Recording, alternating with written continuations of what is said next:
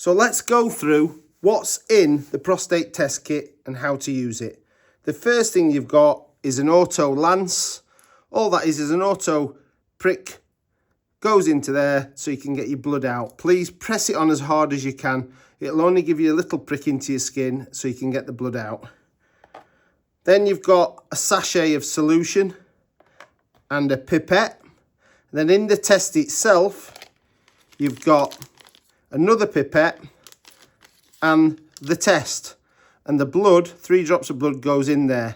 So all we do is unscrew the cap off there, press it onto your skin. It'll auto prick your skin.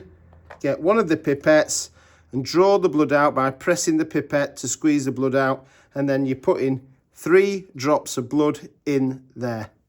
Use the other pipette and the solution if your blood's thick, but we've found on tests that you need to use this all the time. Just 1 drop of solution in there, then help the test, and then the test will come up through there.